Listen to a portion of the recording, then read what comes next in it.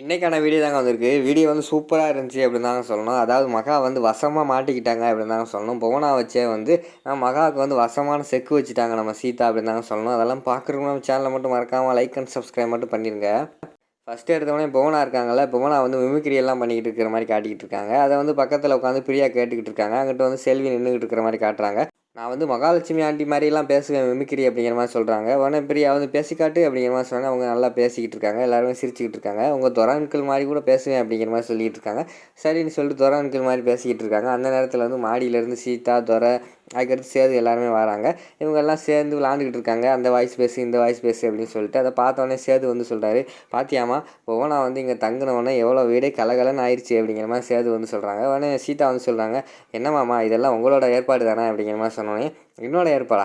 என்னோட ஏற்பாடு இல்லைம்மா, இது வந்து மகாவோட ஏற்பாடு அப்படிங்கிற மாதிரி வந்து சேது சொல்கிறாங்க. அதை கேட்டவொடனே நம்ம சீதாவுக்கு வந்து பயங்கரமான ஷாக் ஆகிடுது. என்னது மகாவோட ஏற்பாடா அப்படிங்கிற மாதிரி சொல்கிறாங்க.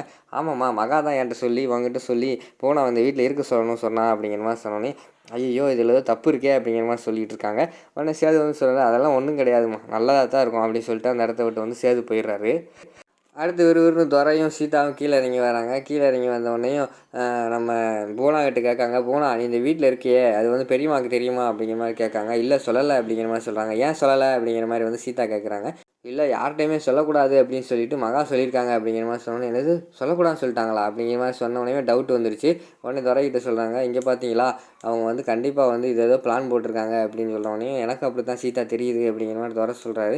சரி வாங்க மாமா கிட்ட பேசுவோம்னு சொல்லிட்டு விறுவிறு சேதுக்கிட்ட போகிறாங்க.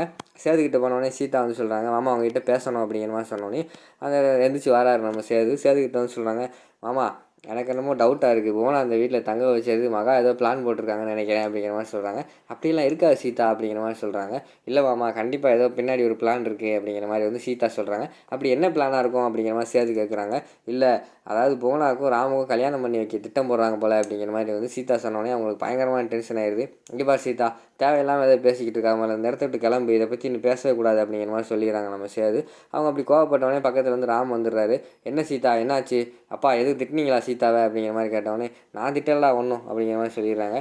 இல்லை பாஸ், அந்த புவனா வந்து இந்த வீட்டில் தங்கியிருக்காள் அதான் பிரச்சனை அப்படிங்கிற மாதிரி சீதா சொல்கிறாங்க. அதில் என்ன பிரச்சனை இருக்குது, அவ்வாறில் தங்கிட்டு போகிறா அப்படிங்கிற மாதிரி வந்து நம்ம ராம் சொல்கிறாங்க. உடனே இல்லை பாஸ், அவளை இங்கே தங்க வச்சதே வந்து மகாவான், அது மட்டும் இல்லாமல் எங்கள் பெரியம்மா கிட்டையும் அன்புக்கிட்டையும் சொல்லக்கூடாதுன்னு சொல்லியிருக்காங்க அப்படிங்கிற மாதிரி சொன்னோன்னே, எதுக்காவது பிரச்சனை பண்ணிடுவாங்க அப்படின்னு சொல்லி சொல்லாமல் இருந்திருக்கலாம் அப்படிங்கிற மாதிரி வந்து நம்ம பாஸ் வந்து சொல்கிறாங்க. உடனே சீதா வந்து சொல்கிறாங்க, இல்லை பாஸ் எனக்கு என்னமோ டவுட்டாக இருக்குது, உங்களுக்கும் புவனாவுக்கும் கல்யாணம் பண்ணி வைக்க திட்டம் போடுறாங்க அப்படிங்கிற மாதிரி சொல்கிறாங்க. என்னது என்ன சொல்கிற, அதுக்கு வந்து 2 பேரோட சம்மதம் வேணும், அது மட்டும் இல்லாமல் நான் அவனை விட்டு கொடுத்துருவேன் நினைக்கிறியா அப்படிங்கிற மாதிரி சொல்கிறாங்க. இல்லை பாஸ், அவங்களுக்கு வந்து அவங்கள எப்படியாவது கன்வின்ஸ் பண்ணிடலாம்னு நினச்சிக்கிட்டு இருக்காங்க அப்படிங்கிற மாதிரி வந்து சீதா சொல்கிறாங்க. அப்படியெல்லாம் நான் எதுவுமே கன்வின்ஸ் ஆக மாட்டேன், நீ ஒன்றும் பயப்படாத, பேசாமல் போ அப்படிங்கிற மாதிரி சொல்லிவிட்டு அந்த இடத்துல இருந்து வந்து ராம் வந்து போயிடுறாரு. அதுக்கடுத்து வந்து நம்ம அர்ச்சனா வராங்க. என்ன கண்டுபிடிச்சிட்டே உண்மையே அப்படிங்கிற மாதிரி கேட்காங்க. சொல்லுங்கள் உண்மையை சொல்லுங்கள், கண்டிப்பாக நீங்கள் 2 பேர் தான் திட்டம் போட்டிருக்கீங்க அப்படிங்கிற மாதிரி சொல்கிறாங்க. இருக்கலாம், திட்டம் போட்டதாக கூட இருக்கலாம், அதுக்கு என்ன இருக்குது இப்போ அப்படிங்கிற மாதிரி சொல்லுவாங்க. இங்கே பாருங்கள், உங்கள்கிட்ட சொடக்கு போட்டு சவால் விடுறேன், எல்லாத்தையுமே நான் இந்த சீதா வந்து ஜெயிச்சிடுறேன், கண்டிப்பாக இந்த போட்டியை நான் ஜெயிக்க தான் போகிறேன் அப்படிங்கிற மாதிரி சீதா அந்த இடத்துல சவால் விட்டு போகிற மாதிரி காட்டுறாங்க. அடுத்து வந்து துரை, மீரா, சீதா 3 பேர் பிளான் போட்டுக்கிட்டு இருக்க மாதிரி காட்டுறாங்க. நம்ம துரை வந்து சொல்கிறாரு, சீதா நீ சொல்கிறது உண்மையாக இருக்க கூட வாய்ப்பு இருக்குது, நான் உன்னை நம்புகிறேன் அப்படிங்கிற மாதிரி சொல்கிறாங்க. அங்கிட்டு மீரா வந்து, சீதா நான் வந்து எப்போயுமே உன் பக்கம் தான் அப்படிங்கிற மாதிரி சொல்கிறாங்க. ஆனால் அவங்க வந்து எவிடன்ஸ் கேட்காங்க, எப்படி நம்ம அவங்களை நம்ப வைக்கிறதுன்னு தெரியலையே அப்படிங்கிற மாதிரி சீதா கேட்குறாங்க. யார் எவிடன்ஸ் கேட்டா அப்படிங்கிற மாதிரி வந்து நம்ம துரை கேட்காங்க. இல்லை நான் சொல்கிறது உண்மைனா அதை வந்து நீங்கள் எவிடன்ஸோடு வந்து நிரூபி அப்படிங்கிற மாதிரி வந்து மாமாவும் ராமும் சொல்கிறாங்க அப்படிங்கிற மாதிரி சீதா சொன்னோன்னே, இது என்ன போலீஸ் ஸ்டேஷனாக கோர்ட்டா, எவிடன்ஸ் எல்லாம் கேட்டுக்கிட்டு இருக்காங்க, என்ன இப்படி இருக்காங்க அப்படிங்கிற மாதிரி சொல்லிகிட்டு இருக்காங்க. உடனே சீதான்னு சொல்கிறாங்க, இல்லை அங்கிள் எப்படியாவது நம்ம வந்து நிரூபிக்கணும்னா நமக்கு வந்து ஏதாவது எவிடன்ஸ் வேணும் அப்படிங்கிற மாதிரி சொன்னோடனே, எனக்கு என்னமோ அந்த ஜோசிக்காரன் மேலே டவுட்டாக இருக்குது, அந்த ஜோசிக்காரன் வந்து மகாவோட ஆளாக தான் இருக்குன்னு நினைக்கிறேன், இதுக்கு ஒரு ஐடியா இருக்குது, புவனா வந்து நம்ம மகா மாதிரி பேசுனாங்க, அதனால் ஃபோன் போட்டு அந்த ஜோசியர்கிட்ட ஃபோன் போட்டு நம்ம மகா பேசுகிற மாதிரி பேச வச்சு எப்படியாவது உண்மையை வாங்கிடுவோம் அப்படிங்கிற மாதிரி சொல்கிறாங்க. சரி இது நல்ல ஐடியாவாக இருக்கே, வாங்க போவோம் அப்படின்னு சொல்லிட்டு புவனா கிட்ட ஹெல்ப் கேட்காங்க. புவனா நம்ம குடும்பம் நல்லா இருக்கானா, நீ ஒரு உதவி செய்ய அப்படிங்கிற மாதிரி சொல்கிறாங்க. என்ன உதவி செய்யணும் சொல்கிறது என்ன அக்கா அப்படிங்கிற மாதிரி கேட்காங்க. நீ வந்து மகா மாதிரி பேசுவில்லை அப்படிங்கிற மாதிரி கேட்டவொடனே அவங்க டக்குன்னு பேசி காட்டுறாங்க.